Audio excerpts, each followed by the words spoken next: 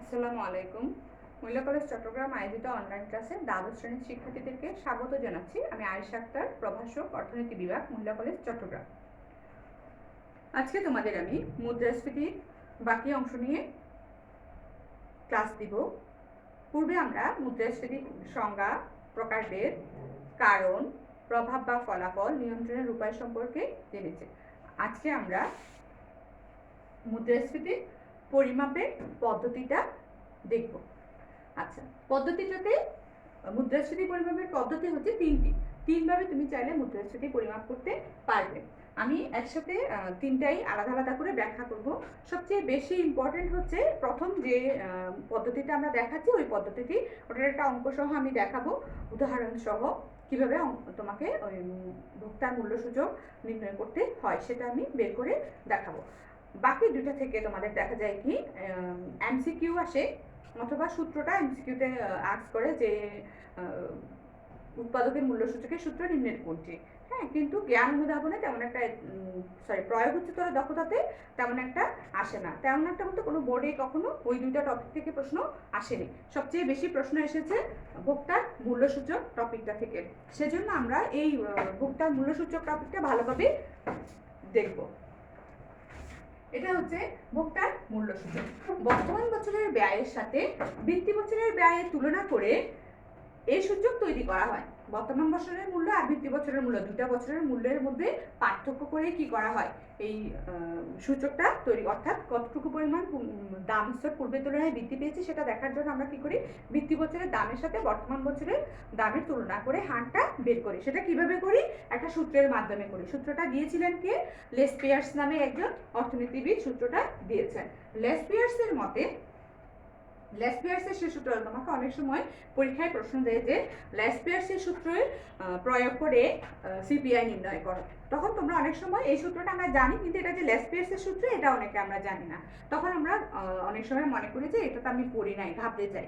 সেই জন্য একসাথে আমি লিখে দিলাম যে লেসপিয়ার্সের সূত্রটা হচ্ছে কি সিপিআই। এখানে সিপিআই মানে হচ্ছে consumption price, consumer price index, ভোক্তার দাম সূচক। ঠিক আছে, কনজিউমার প্রাইস ইন্ডেক্স। সেই সূত্রটা কি, summation PN কিউ0 divided by summation পি0 কিউ0 into 100।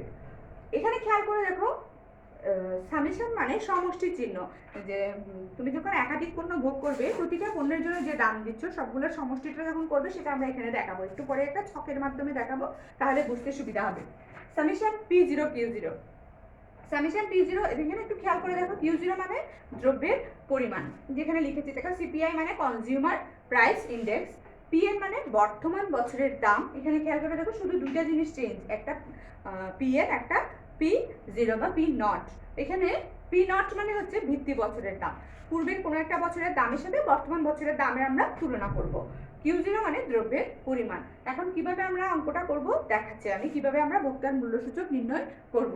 প্রশ্নগুলো তোমাকে উদ্দীপকটা তোমাকে ছক আকারে দিতে পারে, অথবা গল্পের আকারে দিতে পারে। অর্থাৎ কোনো একজন ব্যক্তি তিনটা সবজি ক্রয় করলো, সেগুলোর জন্য গত বছরে একটা দাম দিয়েছে, বর্তমান বছরে অন্য দাম দিয়েছে, এরকম একটা উদাহরণ দিয়ে তোমাকে বলতে পারে। সেই ক্ষেত্রে তোমাকে সহজে বুঝতে পারার জন্য আমি একটা ছকলা অঙ্ক তোমাদেরকে দেখাবো, যেটা তোমাদের সিলেট বোর্ড 2016-তে এসেছে।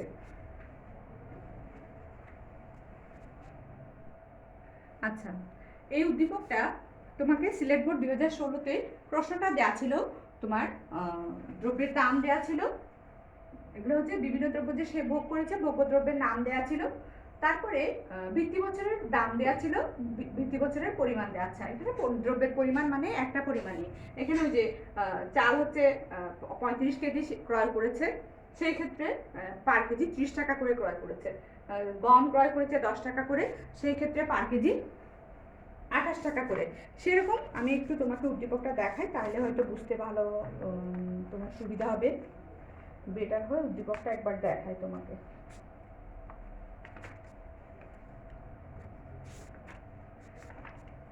উদ্দীপকটা আসলে বোর্ডে লিখলে আমাদের সময় নষ্ট হবে, সেজন্য আমি আর বোর্ডে লিখি নাই, আমি জাস্ট অঙ্কটা করে দেখাবো তোমাদেরকে, যেহেতু এটা ভিডিও করে ক্লাস দিতে হয়।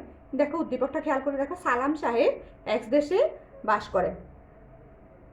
তার দেশে 2010 এবং 2014 সালে বিভিন্ন ভোগ্যদ্রব্যের দাম এবং পরিমাণের তালিকা নিম্নরূপ।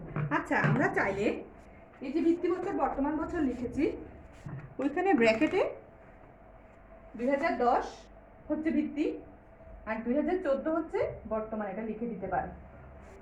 আচ্ছা, ভিত্তি আর বর্তমান কেমনে বুঝলাম?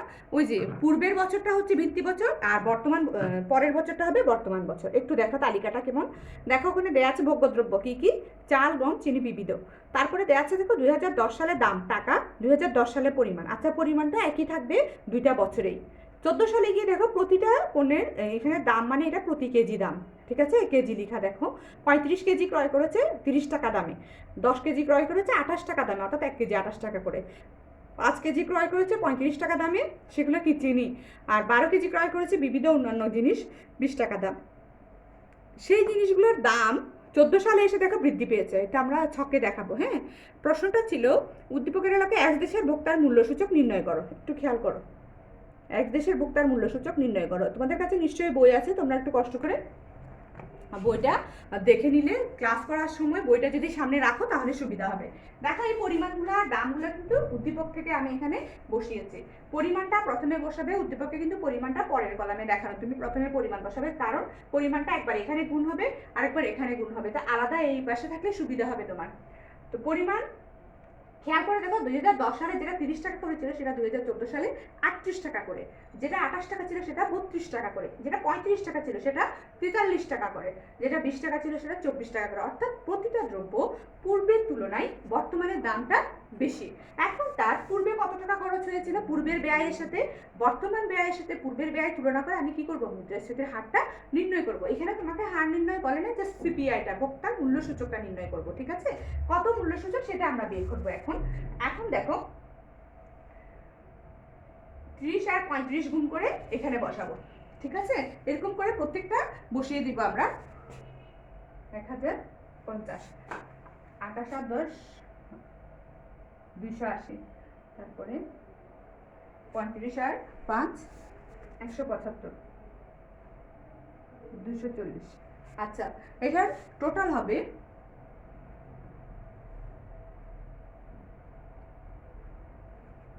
1745,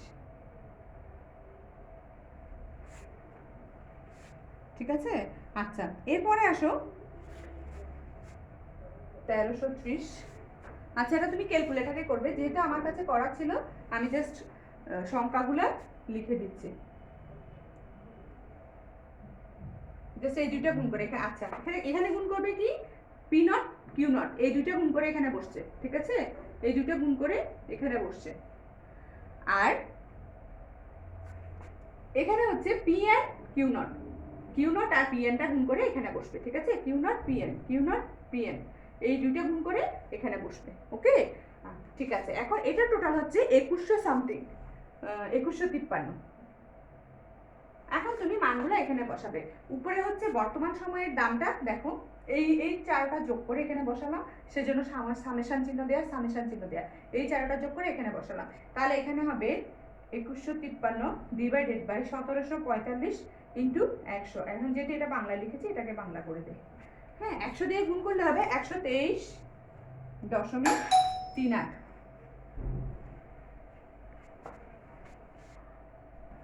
আচ্ছা, ভাগ করলে মানটা আসে 123.38। তোমার প্রশ্ন ছিল সিপিআই নির্ণয় করো, ঠিক আছে।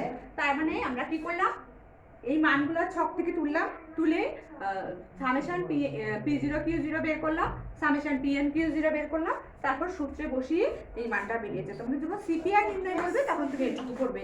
কিন্তু মাঝে মাঝে তোমাকে এখানে প্রশ্ন করে যে 2014 সালের প্রেক্ষিতে মুদ্রাস্ফীতির হার কত, তখন তুমি এই অংশের বাইরে দুইটা মান বাড়তে লিখবে। সেগুলো কি লিখবে আমি একটু এখানে দেখাচ্ছি। ছকটা মুছে দেয়, হ্যাঁ, ছকটা মুছে দিলে দেখাতে সুবিধা হবে।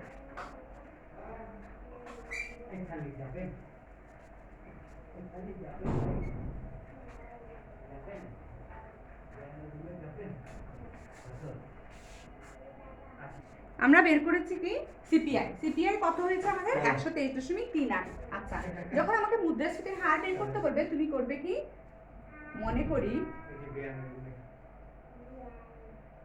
ভিত্তি বছরের দাম সূচক, সরি ভিত্তি বছরের ভোক্তার মূল্য সূচক, অর্থাৎ ভিত্তি বছরের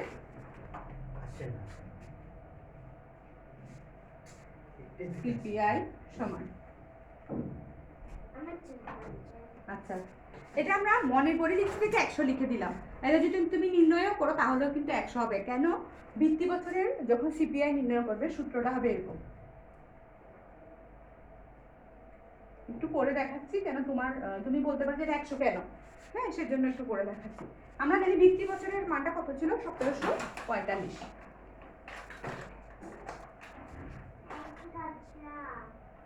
দেখো ভিত্তি বছরের মূল্যসূচককে ভিত্তি বছরের মূল্যসূচক দিয়ে ভাগ করে ইনটু 100 করতে হয়। তো ভিত্তি বছরের মূল্যসূচককে ভিত্তি বছরের মূল্যসূচক দিয়ে ভাগ করলে আসে 1, তো 1 ইনটু 100 করলে মানটা আসে কত? 100।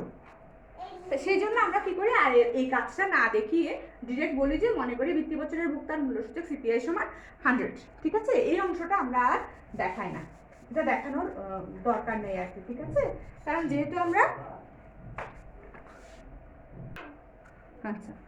আমরা সিপিআই এরকম ধরে নিব। ঠিক আছে, ওই বড় অংশটা আর যাবো না। আচ্ছা দেখো ভিত্তি বছরের দাম সূচক কত ধরে নিয়েছি?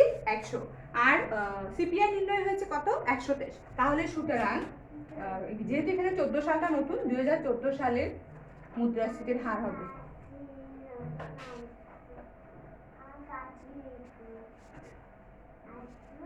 বর্তমানে যে দাম সূচকটা বেরিয়েছে সেটা থেকে পূর্বের দাম সূচকটাকে বিয়োগ করব। পূর্বের দাম সূচক কত? 100, বর্তমানে বেরিয়েছে কত? 123.38 বিয়োগ 100 সমান কত হবে? 23.38%। এটা হচ্ছে কি তাহলে? মুদ্রাস্ফীতির হার।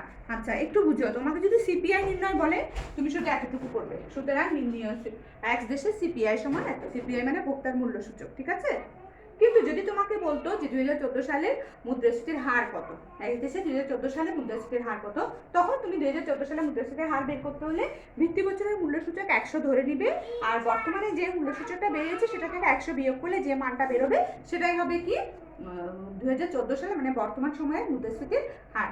এই ছিল আমাদের গাণিতিক প্রসার ভোক্তার মূল্যসূচক। এখন আসো দেখবো আমরা উৎপাদকের মূল্যসূচক আর তিনটা পদ্ধতির বাকি দুইটা পদ্ধতি আমরা একটু সূত্রসহ দেখবো। তবে ওগুলোর কোনো গাণিতিক প্রশ্ন আমরা দেখবো না, কারণ ওগুলো পরীক্ষায় আসে না। যে অংশটা পরীক্ষায় আসে সবসময় ওইটাই আমি তোমাদেরকে দেখাইছি। আচ্ছা আসো উৎপাদকের দাম সূচকটা আমরা একটু দেখবো। যেহেতু এই সূত্রগুলো পরীক্ষায় আসে, এমসিকিউতে দেখা যায় এই সূত্রগুলো ব্যবহার করতে হয়।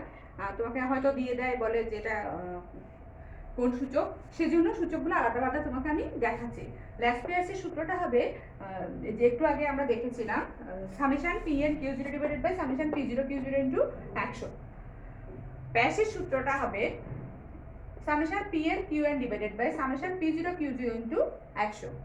আর ফিশারের আদর্শ সূচক সংখ্যা হবে ল্যাসপিয়ার্সের পরিমাণ সূচক ইনটু প্যাসের পরিমাণ সূচক। অর্থাৎ এই দুটো সূচককে বর্গমূল করলে যে মানটা আসবে সেটা হবে কি ফিশারের আদর্শ সূচক। ফিশার ওইটাকে বলেছেন যে মুদ্রাস্ফীতি পরিমাপের আদর্শ সূচক সংখ্যা হবে তখন ওই পদ্ধতিটা, যেখানে ল্যাসপিয়ার্স এবং প্যাসের দুইজনের পরিমাণ সূচককে গুণ করে বর্গমূল করে দেওয়া হবে। ঠিক আছে, আচ্ছা রুট ওভার করে বের করতে হবে। আচ্ছা আমরা এখানে ওই যে ইনটু 100 আছে, তো সেজন্য 100টা বাইরে বের করে আনলাম। 100 ইনটু রুট ওভার, এই দুইটা সূত্র মান বসিয়ে আমরা এটা বের করবো। এই ধরনের অঙ্ক তোমার পরীক্ষায় আসে না, এই টাইপের অঙ্কগুলো তোমার পরীক্ষায় আসে না, কিন্তু এই সূত্রটা আসে। তোমাকে হয়তো এই সূত্রটা দিয়ে বললো যে এটি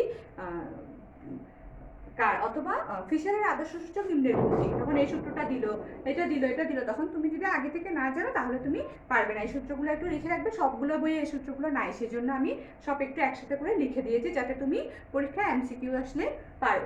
এগুলো সাধারণত এমসিকিউতে আসে, তোমাকে হয়তো বললো যে ফিশারের আদর্শ সূচক কোনটি, এই তিনটার মধ্যে তুমি যদি পড়ে না যাও তাহলে কিন্তু কোনটি বলতে পারবে না। ঠিক আছে, আচ্ছা এখানে আসলে ঘুরে ফিরে একটা জিনিসই, সেটা হচ্ছে দেখো পিএন মানে হবে কি বর্তমান বছরের দাম, কিউ0 মানে হবে দ্রব্যের পরিমাণ, আর পি0 মানে হচ্ছে ভিত্তি বছরের দাম।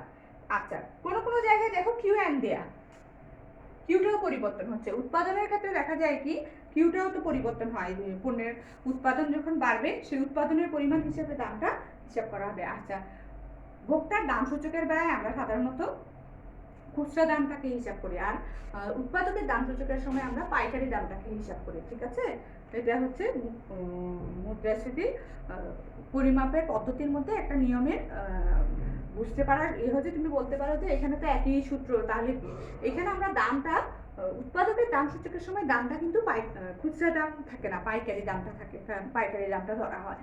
আর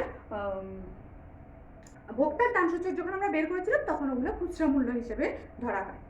আচ্ছা, এটা হচ্ছে ভোক্তার মূল্য সূচক এবং উৎপাদনের মূল্য সূচকের একটা পার্থক্য, যে উৎপাদকের মূল্য সূচকে পাইকারি দাম হিসাব করা হয় আর ভোক্তার মূল্য সূচকে খুচরা দাম হিসাব করা হয়। সেই জন্য এখানে দেখো মানটা কিউএন মানে বর্তমান সময়ের পরিমাণ। ঠিক আছে, যদি পরিমাণটা পরিবর্তন হয় তখন আমরা কিউএন দিয়ে অঙ্কটা করবো, না হলে দরকার নেই। আর এখানে দুইজনের, সেজন্য দেখো সূত্রটা একটু ছোট তফাৎ। লাস্ট ইয়ার্সে পরিমাণটা পরিবর্তন হয় নাই, একই পরিমাণটা রয়ে গেল, আর ব্যাসের বেলায় পরিমাণটাও পরিবর্তন দেখাচ্ছে। ঠিক আছে, আর কোনো পার্থক্য নেই। এই দুটো সূত্রের আবার রুট ওভার করলেই হয়ে যাচ্ছে কাটা ফিশারের সূত্র, মনে রাখার একেবারে সহজ উপায়। তুমি শুধু summation PN কিউ0 divided by summation পি0 কিউ0 into 100 মনে রাখবে, কারণ যেহেতু ওটা আমাদের বেশি ব্যবহার করতে হয়। তো লাস্ট ইয়ার্সের সূত্রের মধ্যে তোমার এই উপরের একটা কিউ1 হবে বর্তমান বছরের দামের সাথে বর্তমান বছরের পরিমাণও আসবে, এই আর কোনো পার্থক্য নেই। ওই দুটাকে আবার যখন আমি রুট ওভার করবো তখন আমার এসে যাবে ফিশারের সূত্রটা। আচ্ছা, এই ছিল দ্বিতীয় উৎপাদকের মূল্য সূচক দ্বিতীয় পরিমাপ পদ্ধতি। তৃতীয় পরিমাপ পদ্ধতি হচ্ছে জিএনপি ডিফ্লেটর বলে থাকি এটাকে আমরা, উৎপাদকের অবমূল্যায়ন সূচক বা জিএনপি ডিফ্লেটর, ওটা নিয়ে একটু আমরা আলোচনা। এখন আমরা দেখব জিএনপি ডিফ্লেটর অথবা উৎপাদনের অবমূল্যায়ন সূচক। আচ্ছা, আর্থিক জিএনপিকে প্রকৃত জিএনপি দ্বারা ভাগ করলে জিএনপি ডিফ্লেটর পাওয়া যায়, অর্থাৎ উৎপাদনের অবমূল্যায়ন সূচক পাওয়া যায়।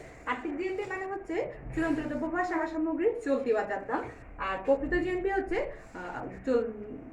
চূড়ান্ত দ্রব্য বা সেবা সামগ্রীর স্থির বাজার দাম। আর্থিক জিএনপিকে প্রকৃত জিএনপি দ্বারা ভাগ করলে জিএনপি ডিফ্লেটর পাওয়া যায়। ঠিক আছে, জিএনপি ডিফ্লেটর হচ্ছে মুদ্রাস্ফীতি পরিমাপের আরেকটা থার্ড পদ্ধতি। আচ্ছা, একটা উদাহরণ দিলাম, ধরি 2013 সালে আর্থিক জিএনপি হচ্ছে 8,000 কোটি টাকা, প্রকৃত জিএনপি হচ্ছে 5,000 কোটি টাকা। তাহলে 2013 সালের জিএনপি ডিফ্লেটরের মানটা কত হবে? এখানে আর্থিক জিএনপি হচ্ছে 8,000, প্রকৃত জিএনপি হচ্ছে 5,000, ভাগ করলে মানটা আসবে 1.60। ঠিক আছে, তারপরে তুমি তাহলে মুদ্রাস্ফীতির হার কিভাবে বের করবে? 1.60 থেকে, যেহেতু আমরা সবসময় ভিত্তি বছরের দামটাকে 100 ধরে নেই, সেরকম এখানে আমরা মানটাকে ধরে নিলাম, যেহেতু এখানে ছোট মানে 1 ধরে নিলাম। ঠিক আছে, পূর্বে 1 দাম ছিল, এখন বর্তমানে বৃদ্ধি পেয়ে কত হয়েছে? 1.60, তাহলে বাড়লে কত? 0.60। যেহেতু আমরা এটা শতকরায় পরিবর্তন করবো সেজন্য এখানে ইনটু 100 দিব।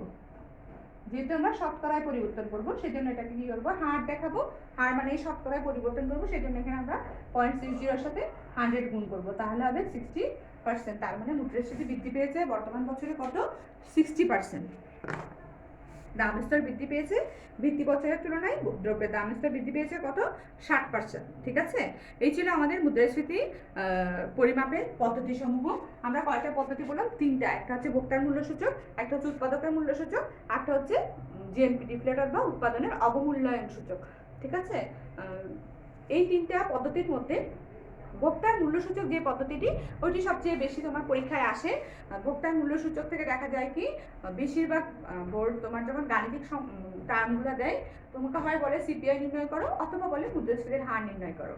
আর প্রথম দিন একটা মুদ্রাস্ফীতির হার নির্ণয়ে ছোট একটা সূত্র দেখিয়েছিলাম, আরেকবার একটু দেখিয়ে দেয়। এখন সূত্রটা ছিল এমন, ওইটা থেকে প্রশ্ন আসে পরীক্ষায়, ওটা দিয়েও কিছু কয়েকটা বোর্ডের প্রশ্ন এসেছে, একটু দেখে নাও সূত্রটা আরেকবার, তাহলে রিসাইকেল হয়ে যাবে। মুদ্রাস্ফীতির হার সমান, ওটা হচ্ছে ডাইরেক্ট দুইটা মূল্য সূচক তোমাকে দিয়ে দেয়, তখন বের করতে হয় PN minus পি0 divided by পি0 into 100। যখন ডাইরেক্ট জাস্ট একটা দ্রব্যের দাম বর্তমান বছর আর পূর্বের বছরের দেয়া থাকে, তখন যদি মুদ্রাস্ফীতির হার নির্ণয় বলে থাকে তখন এই সূত্রের মাধ্যমে করতে পারবা। প্রথম ক্লাসটা দেখলে বুঝবা, আজকে হচ্ছে দ্বিতীয় ক্লাস, তার আগে গত ক্লাসটাতে তুমি পাবে।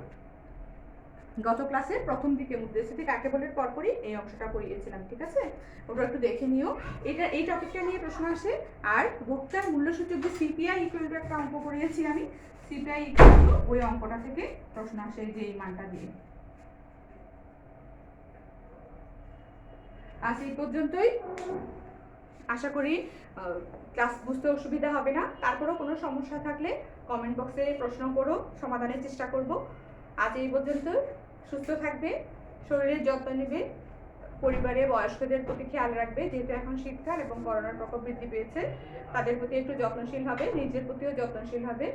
অপ্রয়োজনে বাইরে বের হবে না, যদিও বের হয় তাহলে স্বাস্থ্যবিধি মেনে চলবে। আজ এই পর্যন্তই। আল্লাহ হাফেজ। সুস্থ থাকবে, ভালো থাকবে এবং দোয়া করবে।